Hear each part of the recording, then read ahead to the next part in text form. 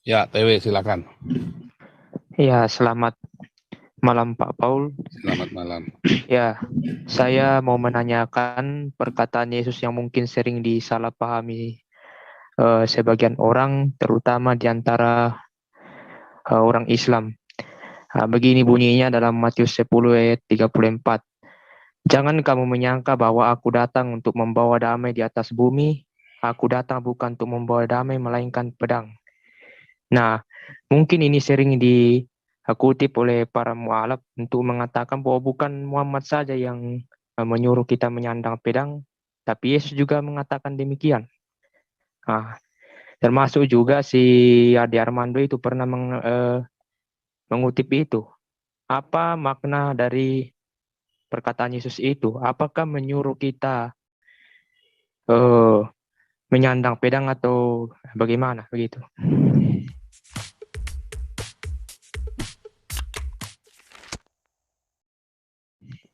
Ya, jadi memang ketika Yesus berkata Matius 10 ayat 34 ini, kenyataannya Yesus nggak pernah bawa pedang ya kemana-mana ya. Artinya apa? Ini kan metafora kan. Faktanya kan Yesus katakan nih, jangan kau menyangka aku datang untuk membawa damai. Aku datang bukan membawa damai, tapi melainkan pedang. Aku membawa pedang kan. Aku membawa pedang. Ya kakak. Pada kenyataannya Yesus nggak kemana-mana, nggak pernah bawa pedang. Nah ayat itu berbunyi begitu. Jadi ini adalah sebuah metafora. Metafora atau apa? Kiasan. Ya kan? Mengapa demikian? Ya, karena pada waktu itu orang kalau jadi pengikut Yesus, maka dia bisa berseberangan dengan ayahnya yang memisahkan kan, pedang yang memisahkan. Ya. Tapi kalau kita lihat pola dari kata pedang, sebenarnya apa selalu cerita apa? Firman. Pedang itu selalu di Alkitab, perjanjian baru, kalau cerita pedang, selalu cerita firman Tuhan, logos dan rema. Nah, logos dan rema itu memang bisa memisahkan kita dari keluarga kita. Gara-gara kita nggak sepaham. Mau agama apapun, ya, mau agama apapun, ketika orang memeluk agama yang berbeda dengan keluarganya, atau keyakinan, atau ideologi yang berbeda dengan keluarganya, bahkan partai politik saja, ya, kalau berbeda, suami istri bisa bubar loh, agama apapun. Itu bisa memisahkan orang dari keluarganya. Nah, tetapi kita konteksnya adalah kekristenan. Memang pada waktu itu orang ketika menjadi pengikut Kristus yang kemudian disebut Kristen atau di orang-orang, kalau orang Yahudi disebut Nasrani, kalau orang non Yahudi disebut Kristen ya. Maka dia akan terpisah dari keluarganya. Dan katakan apa? Musuh orang ialah seisi rumahnya. Karena kalau dia lagi dikejar-kejar sama orang-orang Yahudi, dia kudu menyerahkan anaknya. Kalau enggak satu keluarganya dibantai. Karena melindungi apa namanya penista agama, sekte kan, dianggap sekte kan waktu. Sehingga dia kudu nyerahkan anaknya. Di zaman Roma juga sama. Ketika orang Yahudinya sudah enggak terlalu gencar, tetapi selama 300 tahun dari zaman sebelum Kristen jadi agama negara, orang Kristen itu bisa dianiaya, bisa dicapik-capik keluarganya itu. Sehingga seorang ayah kalau anaknya Kristen dia harus serahkan kepada pemerintah, harus dilaporkan. Seperti itu kejadiannya. Sebab ngeri sekali kalau nggak dilaporkan hukumannya satu keluarga itu yang nggak percaya ikut dihukum gara-gara itu. Hari ini orang di Indonesia kalau jadi Kristen dia akan dikucilkan dari keluarganya yang Islam. Di Arab apalagi bukan cuma kalau keluarganya nggak melaporkan masih dianiaya seluruh keluarganya. Di Iran juga bisa dimiskinkan itu kalau di Iran. Makanya orang Iran kalau dibaptis maunya rombongan. Supaya kalau aku hancur ya semua hancur sama-sama, jangan ada yang saling mengkhianat. Dan mereka kalau difoto mau berani difoto tapi rombongan, ya kan? Kalau mau difoto ya, tapi biasanya mereka nggak boleh difoto, nggak boleh. Makanya saya ada baptis ratusan yang berani difoto hanya 1-2 orang saja itu yang saya foto itu ya. Yang lain pada nggak berani. Dulu pernah ada saya muat sekali yang orang Irak itu, terus saya dikasih tahu, dia nggak tahu kalau itu saya upload ya, tapi dia bilang tolong jangan di ini ya, jangan dimasukkan di media sosial. Orang Irak itu ya. Nah, itu sama itu. Itu yang dimaksud pedang itu ya. Firman itu memisahkan orang dari keluarganya karena keluarganya nggak setuju dengan dia. Tetapi ya Yesus kan bilang musuh orang adalah sisi rumahnya. Kenapa? Yang paling sakit ketika kita diserahkan sama orang tua kita kan, kepada para penguasa kan. Ini loh anakku sudah murtad. Waduh, itu paling sakit sekali itu. Ya apalagi di dalam Alkitab kalau ada orang bilang raka, ya.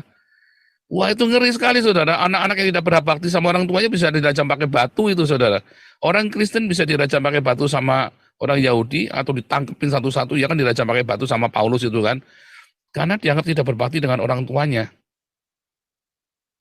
Makanya Yesus wanti-wanti, jangan ngomong raka dan jahil. Jangan ngomong, bukan kafir ya, tapi raka dan jahil. Nggak boleh. Nah itu loh, jadi maksudnya pedangnya itu di situ. Dan memang Ade Armando salah nangkep. Karena mau apapun, tidak ada satu pendeta di dunia pun yang menafsirkan bahwa kita harus bawa pedang untuk memusuhi keluarga kita. Nggak pernah ada. Tidak ada tafsiran itu, beda di Islam. Ya ayat-ayat kekerasan itu banyak yang menafsirkan seperti itu, ngebom gereja, membunuh orang kafir, halal darah, itu faktanya. Tapi nggak ada satupun orang Kristen yang menghalalkan darahnya Hani Kristian yang murtad dari Kristen. Tidak ada yang menghalalkan darahnya Agustan karena murtad dari Kristen. Tidak ada yang menghalalkan darahnya Irina Handono, Moko Ginta, Kainama karena murtad dari Kristen. Tapi darahnya para orang yang keluar dari Islam dihalalkan oleh orang-orang Islam. Ya, siapa itu yang ngomong? Abdul Somad itu ya, yang pemurtatan di Langkat itu, yang katanya di Langkat itu yang sedang kita tangani kasusnya, oh itu darahnya halal itu, katanya Abdul Somad kan. Itu memang diajarkan oleh ustadznya, tapi tidak ada satupun pendeta yang mengajarkan halal darah, mau dari Amerika sampai ke Cina, sampai ke Australia, sampai ke ujung bumi manapun, nggak ada. Artinya apa? Artinya Ade Armando, ya dia sebenarnya itu tadi pakar komunikasi yang tidak komunikatif, ya kan? Itu tadi ya salah tafsir Ade Armando. Karena mau apapun nggak ada satupun yang menafsirkan ini sebagai sebuah makna denotatif. Semuanya adalah konotatif, metafora. Ya, begitu Pak TW ya. Ya, begitu. Ada juga yang mau saya tanyakan, Ya. Bagaimana cara kita para pengikut Yesus menyikapi pemurtatan yang dilakukan para pengikut Muhammad terhadap pengikut Yesus. Nah, banyak di media sekarang para artis yang mualaf dan mungkin tidak sedikit orang-orang Kristen yang mungkin takut dan banyak yang menyalahartikan ayat Alkitab para mualaf ini dan tidak sedikit umat Kristen yang terpengaruh dan menjadi mualaf. Nah, bagaimana cara kita umat Kristen supaya kita bisa bertahan terhadap pemualafan ini yang gencar-gencarnya dilakukan di Indonesia, terutama di Nias dan NTT ya, dan juga di Minahasa itu. Cara yang harus dilakukan adalah gereja harus bertobat. Gereja yang salah bukan orang Islamnya yang memurtadkan kita. Karena pemurtatan itu baik dengan cara politik, dengan cara pemiskinan maupun dengan cara pedang itu dari dulu sudah ada di paksa murtad. Ya kan? Jadi bagaimana caranya? Ya gerejanya yang harus bertobat. Karena gereja sibuk beli mobil baru, gereja sibuk memperkaya diri, bahkan ada beberapa gereja yang melarikan dananya ke luar negeri ya, pelan-pelan dikeluarkan luar negeri ya. Pendetanya sudah di luar negeri, jemaatnya ditinggal. Nah kalau saya, duitnya ada di Indonesia, nggak ada yang dilarikan ke luar negeri. Oh, pendetanya lari, oh saya nggak lari ya, saya nggak lari. Nampak muka dan uangnya ada di Indonesia semua, malah kita ngirim dana dari Amerika, dari Eropa ke Indonesia, saudara ya. Kebalikannya, saya menghadirkan dana ke Indonesia, bukan dana dari Indonesia saya tarik ke luar negeri. Nah ini ada pendeta yang narik dana ke luar negeri, ya. Jadi ya pendetanya bertobat, gereja harus bertobat.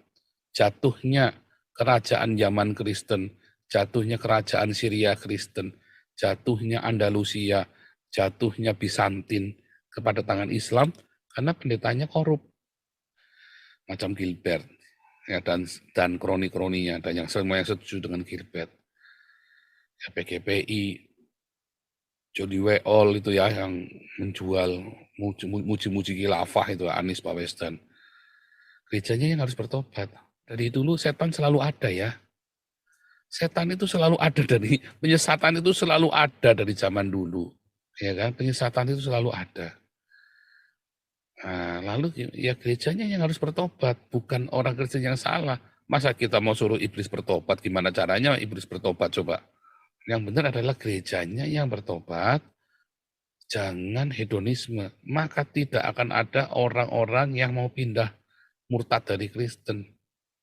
Rata-rata di Eropa, orang tidak mau ke gereja karena kecewa dengan gereja.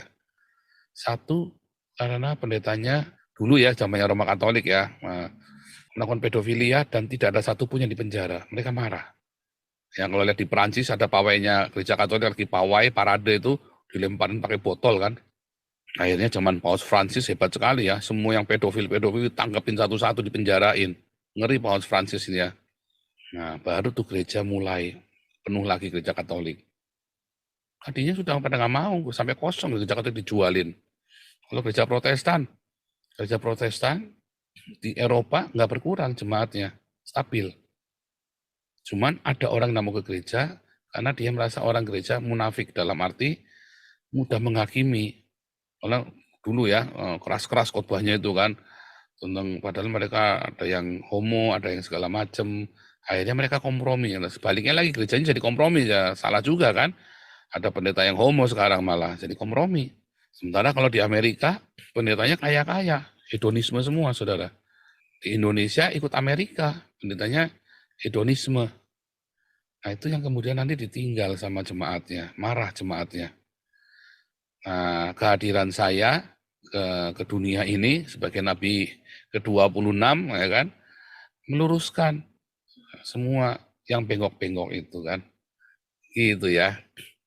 Jadi terus kita gimana? Ya diakonia yang kenceng.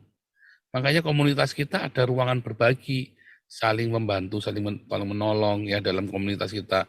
Kalau rajin dalam komunitas kita, ya kita banyak yang kita bantu untuk melakukan untuk sesama. Gitu ya. Makanya menaburlah di ini ya di Haigios Embun Pagi. Ya yayasannya sudah jadi untuk kita saling sesama ya. Kita untuk saling membantu sesama di Yayasan Embun Pagi ini. Teman-teman yang kemarin kita bagi-bagi 126 pasang ya sepatu supaya kasihan ya orang-orang. Saya bayangin zaman dulu saya pakai sepatu bekas terus ya dari kecil ya sampai saya SMA tuh ya, sampai saya SMA loh saya pakai sepatu bekas, saudara bayangin. Nah, kemudian saya mulai nah itu ya mulai kuliah, saya mulai kerja sendiri, baru tuh saya mulai beli sepatu. Wah, sepatu pertama saya sampai tak ciumin sepatunya, terima kasih Tuhan Yesus, terima kasih Tuhan Yesus. Makanya kemarin saya bilang sama pengurus, ayo kita bagi-bagi sepatu. Saya sendiri ngerasain pakai sepatu bekas terus ya saudara ya. Kemarin Anda lihat anak-anak yang dikasih sepatu baru itu kan seneng. Nah, kita juga belikan seragam sekolah bagi yang tidak mampu dan segala macam.